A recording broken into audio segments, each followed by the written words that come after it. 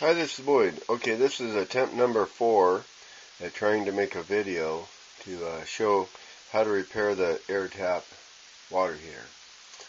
Okay, I got an email from him. Now, the heater is 2 years old. I got an email from him here a few months back saying that the motor start capacitor for the fan, they had a bad product run where they bought a bunch of them and they were not good. Okay, now, if your fan on your Airtap water heater goes bad, quits coming on when the compressor comes on, here's the culprit right there. See that shiny thing right there? That is,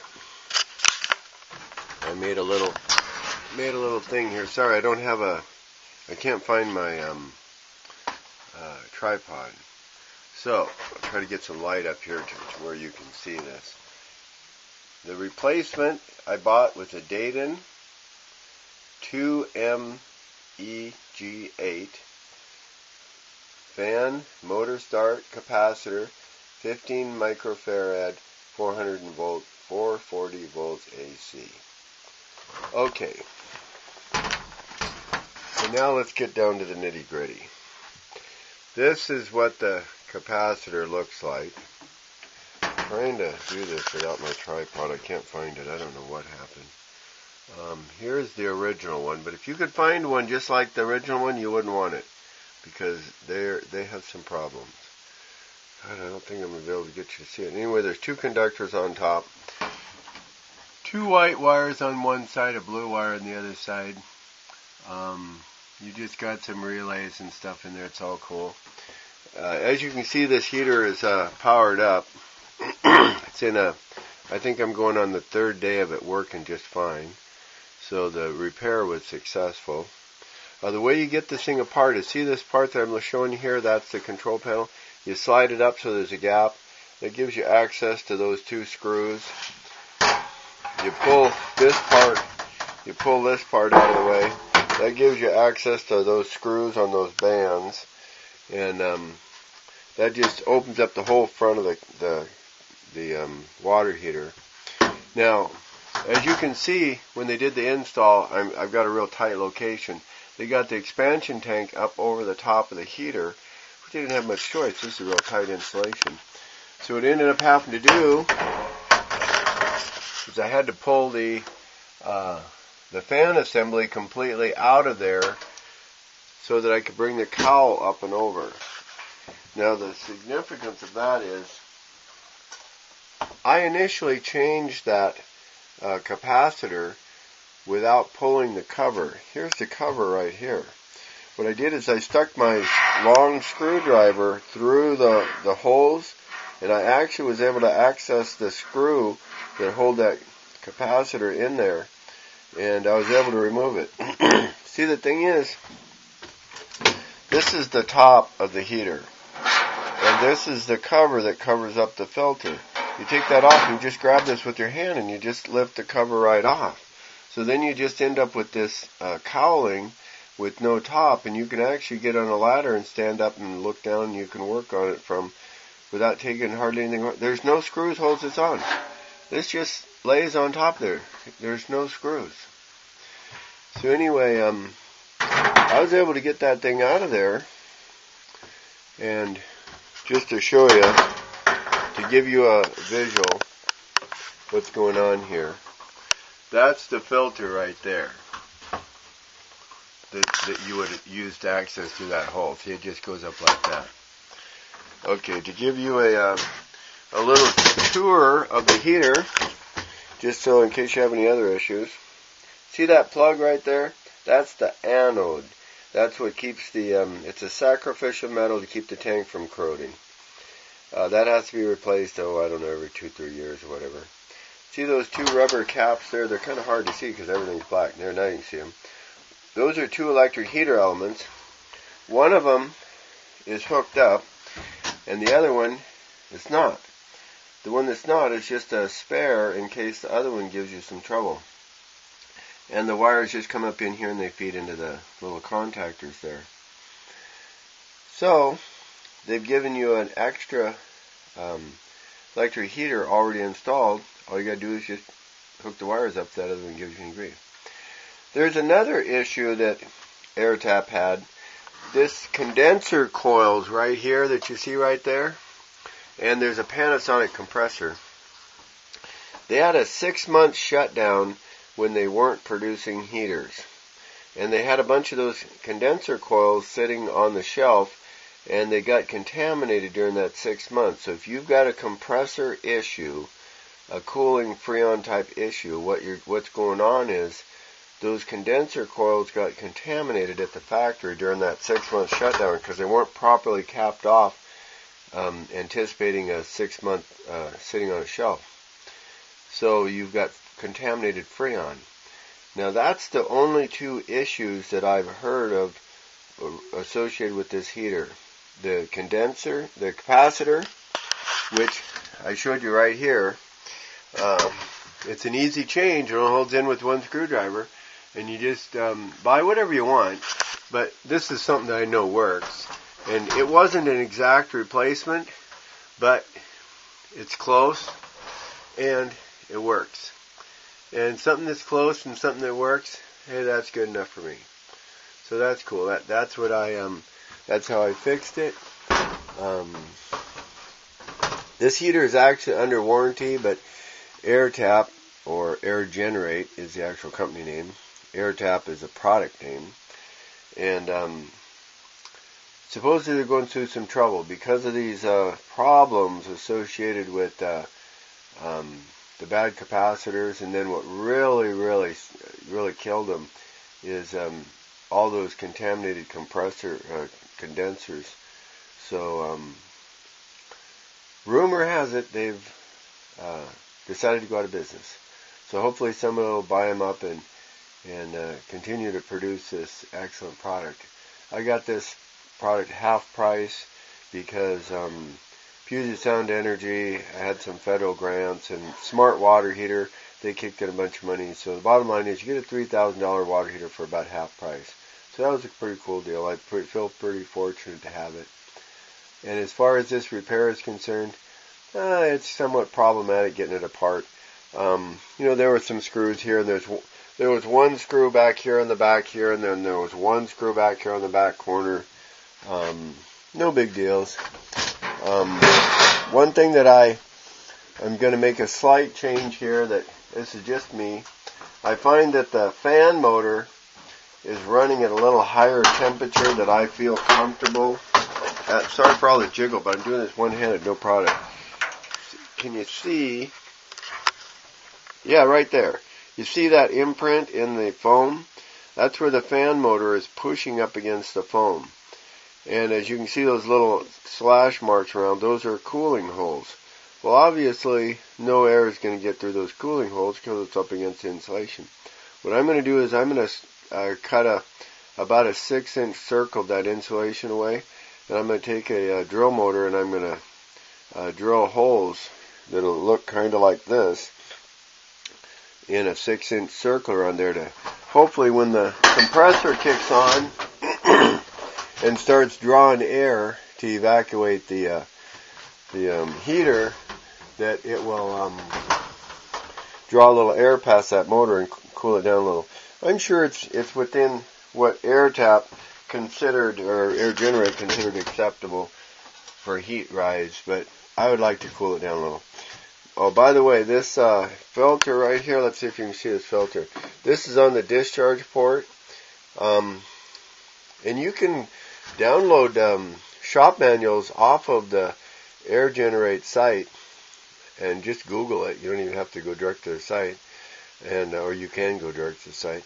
I downloaded 3 shop manuals, and of course, I'm sure they did their best, but I'm just not that great at reading and getting information from shop manuals, so I just kind of powered right through this, and it's no big deal. But anyway, this is,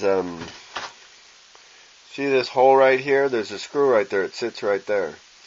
And so that should be washed every once in a while. You can tell this one's a little dirty because I washed the other one, and I didn't know this was in there.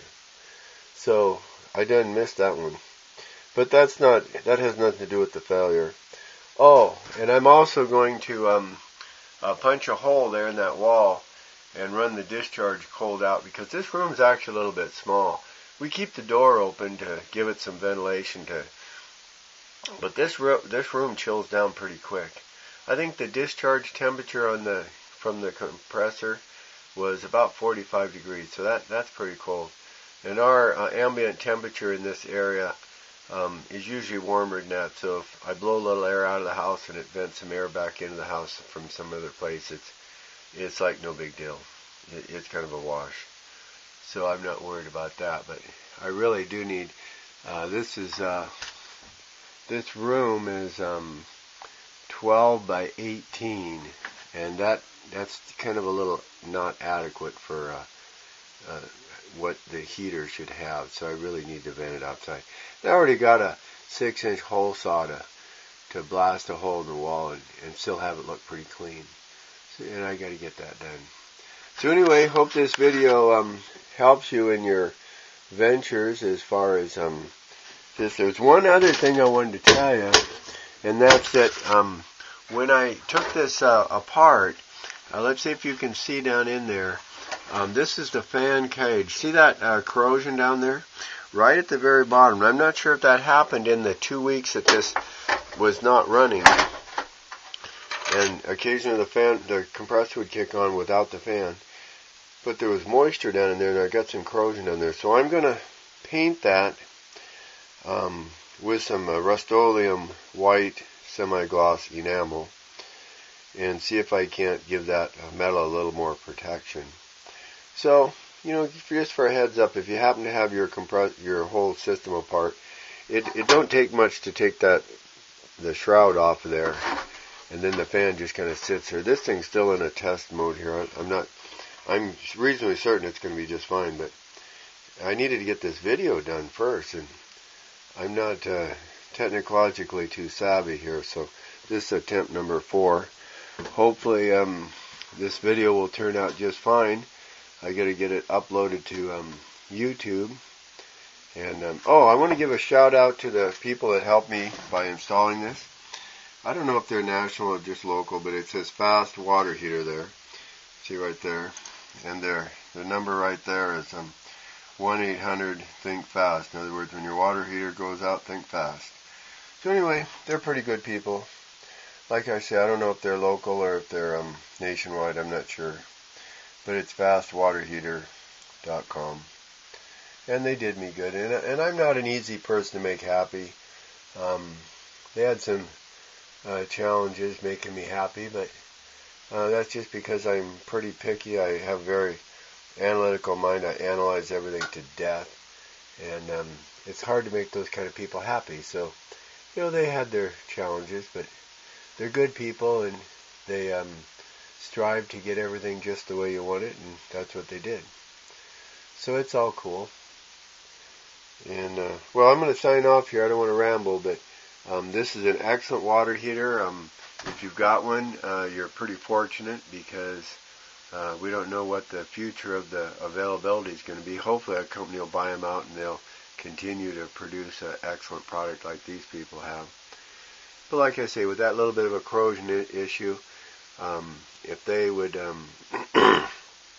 prep that metal or something in such a way that it wouldn't be an issue. They did put a liner in here. There's kind of like a lid in here, and there's a vent out that goes. See that? I don't know if you can see it. There's a piece of clear plastic tubing. See this tubing right here?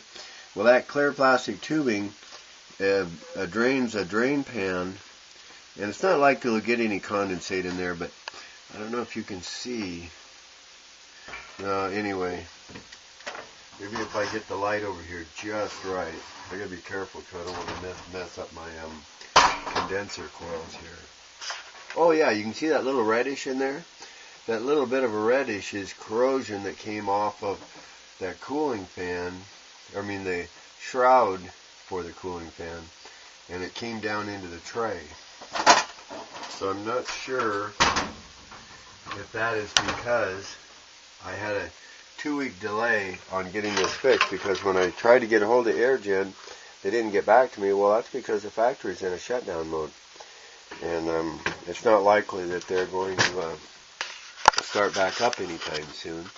When I finally found a blog post saying that they were in the process of going out of business, then I jumped into the mode that I'll deal with it. And I don't mind. You know, everybody's got their issues that they got to deal, and this is just a challenge. It only holds in there with one screw. I mean, this is like a no-brainer, one screw. But when I did it from outside, just going in through the top, I didn't get one of those wires on there correctly, and then the motor didn't start, and then I thought I had more problems, and that's when I really tore the whole cabinet off. But the reality is you can replace that condenser just by pulling that cover plate off of there. This is the cover plate right there, and you can access this all from on top, and with a big herkin long screwdriver you can access that. And what I did was I put a plastic grocery sack down in here to catch the screw when it dropped, and then when it was time to put it back together, I pulled the plastic sack out, recovered the screw, and put the sack back in, and then I proceeded with the install. And the install was perfect. It's right in there. You can even, I don't know, you probably can't see that part number, but that's the Dayton one right there. The only thing was one of the ground wires wasn't pushed down on there tight, and it didn't run.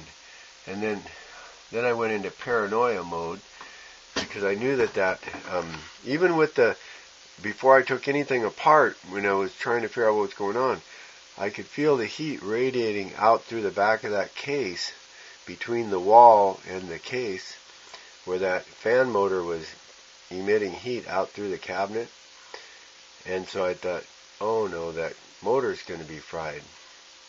But that wasn't the case. It was just that one white wire wasn't pushed down on there. And I don't think that the connectors pushed down onto that capacitor as tightly as they had it on the other one. But maybe that's just a figment of my imagination, I'm not sure. But it's been running now for like 3 days. I got my work schedule, and Tuesday's my next day off, which is a couple more days away. So next week I'll plan on putting this back together, but it's really important to me to get this video up, because I have a mentality of an educator. I learn to teach. I learn and then I teach. That's my philosophy in life. So I will make another attempt at getting this up onto YouTube, and hopefully it'll do some people some good. Okay, thanks.